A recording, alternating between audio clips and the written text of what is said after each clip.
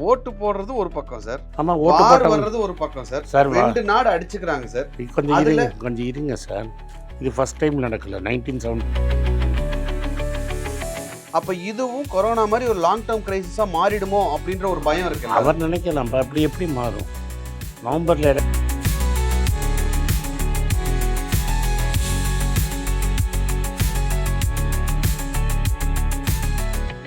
வணக்கம் நேர்களே, தொடர்ந்து கோல்டோடைய விலை அப்படிங்கிறது குறைஞ்சிக்கிட்டு இருக்கிறது தான் நம்ம பார்க்குறோம். ரொம்ப குறையல அப்படின்னாலும் குறையிறது ஏறுறதை நம்ம பார்த்துக்கிட்டு இருக்கோம். இது சம்பந்தமா ஆனந்த் சார் பல விளக்கங்கள் கொடுத்தாலுமே நிறைய பேருக்கு மறுபடியும் இருக்கக்கூடிய சந்தேகம் என்ன அப்படின்னா, நான் இன்னும் வாங்கலாமா இல்லை வெயிட் பண்ணலாமா இல்லை விலை குறையுமா, இந்த கேள்வியை கேட்டுக்கிட்டே இருக்கீங்க. ஸோ ஒரு சில குறிப்பிட்ட சினாரியோஸ் வச்சு அவங்கெல்லாம் என்ன பண்ணலாம், கல்யாணத்துக்கு இப்போ அப்படின்னா கோல்டு வாங்கலாமா, படிப்புக்கு இப்போனா கோல்டு வாங்கலாமான்னு ஒரு குறிப்பிட்ட சினாரியோஸை ஆனந்த் சார்ட்ட கேள்வியாக வச்சு அதுக்கான பதில் வாங்கலாம். வாங்க. வணக்கம் சார். வணக்கம் சார். இன்ட்ரெஸ்ட் ரேட்டை ஏற்றுனாங்க அப்படின்னா என்னோட இஎம்ஐ, என்னுடைய home loan, car loan, bike loan, எல்லாம் ஏறும். ஓகே, இப்போ வேல்யூ ஆஃப் மணி குறையுது இல்லை இப்போ. ஓகே சார், அது எல்லாமே இன்க்ரீஸ் ஆகுன்றதை புரிஞ்சுக்க முடியுது. இந்த இன்க்ரீஸ் அப்படிங்கிறது எவ்வளோ நாளைக்கு இருக்குன்றது ஏதாவது உங்களால் சொல்ல முடியுமா சார்? டெஃபினட்டாக அடுத்த 4-5 வருஷத்துக்கு இருக்கும். ஓகே. இப்போ ஒரு தடவை இன்ட்ரெஸ்ட் ரேட்டை ஏற்றுறாங்க சார், அதனால ஆட்டோமேட்டிக்காக உடனே என்னோட ஹோம் லோனோ எல்லா லோனும் இன்ட்ரெஸ்ட் ரேட் ஏறிடும். எப்படி குறையும்னா டிமாண்ட் டிஸ்ட்ரக்ட் ஆகணும். டிமாண்டு குறையணும். டிமாண்ட் எப்படி குறையும்? எக்கானமி குறையணும். எக்கானமி குறையணும், ஆளை வேலையை விட்டு போகணும். ஸோ டெஃபினட்டாக அது it was a very painful process. It will take 2 years, 2 to 3 years ஆகும். அப்போது அதுக்குள்ளே ரூபா 105 கொண்டு விட்டிங்கன்னா இன்னும் ஒரு 3 வருஷம். நீங்கள் வேறு இடையில இதை சொன்னால் இது கொஞ்சம் பயமாக இருக்குது சார். ஏமா நீங்கள் இம்போர்ட் நிறைய பண்ணுறீங்க, உங்களோட பெரிய எக்ஸ்போர்ட்டே சாஃப்ட்வேர் தான். அது படுத்துக்கிச்சு பிகாஸ் ஆஃப் ஏஐன்னு நான் அதை சொல்லணும் தான். ஏஐ ரிஸ்க் இருக்குதுன்னு இப்போ 2 வாரமாக நம்ம வார் பேசுறதுனால ஏஐ ரிஸ்க் இல்லைன்னு சொல்ல முடியாதுல்ல. ஸோ ஏஐ பாட்டுக்கு ஒரு சைடில் வரும் இல்லையா. ஸோ அதனால் வேலை வாய்ப்பு குறையும் இல்லையா, அதனால் உங்கள் டாலர் நீங்கள் குறையும் இல்லையா. Right sir. ஸோ அப்படி குறையும் போது என்னுடைய வேலை போயிடுமோ அப்படிங்கிற ஒரு பயம் எல்லாருக்கும் இருக்குல்ல சார். ஐடி கம்பெனிஸை டெஃபினட் ஐடி இல்லை, எல்லா இடத்துலையுமே போயிடும். சிஏல அக்கௌண்ட்ஸில் போயிடும். இப்போ ஒரு பெரிய டீமை கம்பெனியை நான் ஆடிட் பண்ணணுன்னா எனக்கு 100 பேர் போகணுன்னா நீங்கள் 5 பேர் போகிறோம். ஏஐ வந்துருச்சு. So you feed the AI and get the result.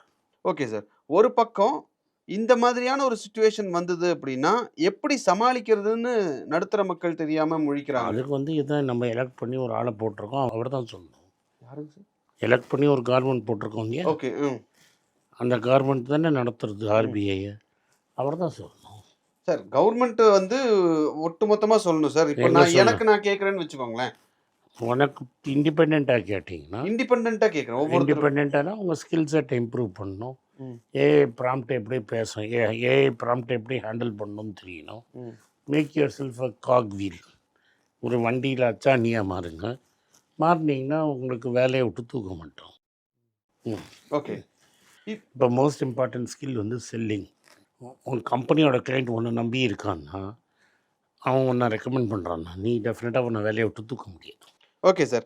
இப்போ ஒரு பக்கம் வேலை போயிடுமோ அப்படிங்கிற ஒரு பயம், இன்னொரு பக்கம் மக்கள் கோல்டு வாங்குறதுக்கு வாங்கட்டுமான்னு இன்னுமே எவ்வளோ எக்ஸ்பிளனேஷன் கொடுத்தாலும் அவங்களுக்கு ஒரு சின்ன சந்தேகம் இருந்துகிட்டே இருக்கு. சந்தேகம் இருந்தால் அது அவங்களோட தலையெழுத்துப்பா. இல்லை சார், நான் ஒரு சினாரியோவாகவே எடுத்து சொல்கிறேன். இப்போ கோல்டை வாங்கணும் அப்படின்னு நான் நினைக்கிறேன், ஆனால் ஒரு வருஷத்தில் வித்துருவேன். நான் என்ன பண்ணட்டும்? இப்போ கோல்டு வாங்கலாமா சொல்ல முடியாது. ஒரு வருஷத்துக்குலாம் சொல்ல முடியாது. இந்த வாரம் 6 மாதம் போச்சுன்னா நான் என்ன பண்ண முடியும்? ஸோ ஒரு வருஷத்துக்குலாம் சொல்ல முடியாது. ஓகே. இல்லை ஒரு 2-3 வருஷம் கழிச்சு வித்துருவேன். 3 வருஷம் கழிச்சுன்னா டெஃபினட்டாக கோல்டு வாங்கலாம், இந்த ரேட்டுக்கு வாங்கலாம். Okay sir.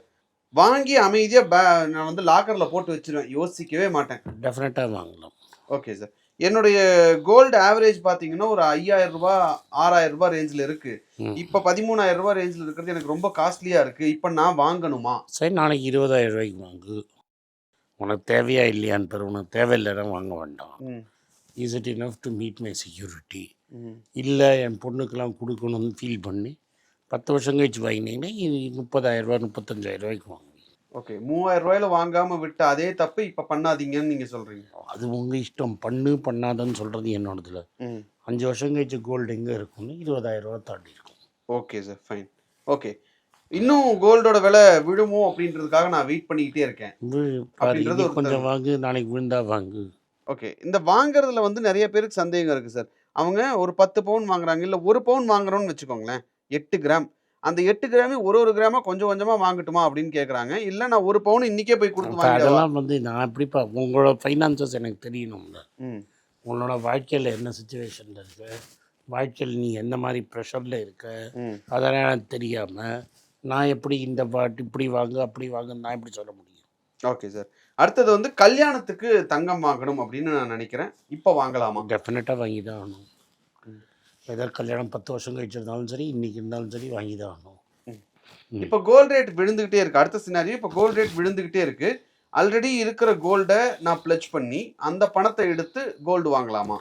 அது இன்னும் விழுந்தால் என்ன ஆகும்? இன்றைக்கி கூட பார்த்தேன், ம். 18% விழுந்திருக்கு கோல்டு. ஸோ எல்டிவி 25% போனால் உன்னால் ஷோன்னு கேட்போம் பேங்க்கு. உன்னால் ஷோ காட்ட முடியுமான்னு தெரியாது. தட் இஸ் நான் 10 லட்ச ரூபாய்க்கு கோல்டு வாங்கிட்டேன். 10 லட்ச ரூபாய் பிளட்ஜ் பண்ணி கோல்டு வாங்கிட்டேன்.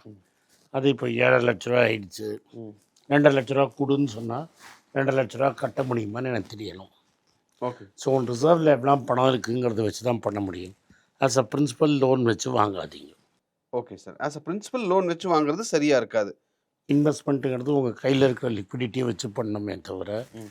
லிவரேஜ் பண்ணக்கூடாது. ஒரு ஜார்ஜ் சோரஸை பார்த்து நம்ம சூடு போட்டுக்க முடியாது. நம்ம எல்லாரும் ஜார்ஜ் சோரஸ் ஆகிட முடியாது. Okay sir. இப்ப யார் கோல்டு வாங்கணும்? யார் கோல்டு வாங்கக்கூடாது? யார் கோல்டு வாங்கக்கூடாதுன்னு எனக்கு தெரியாது.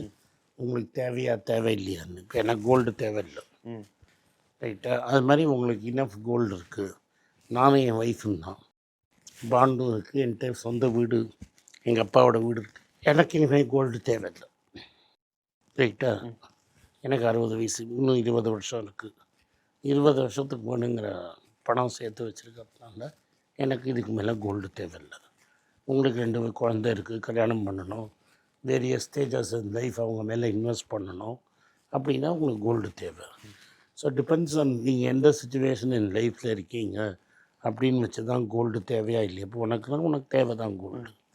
இல்லாட்டா உங்கள் அப்பா அம்மா கொடுத்த கோல்டை நீங்கள் அவங்க பசங்களுக்கு கொடுக்கணும். ம்.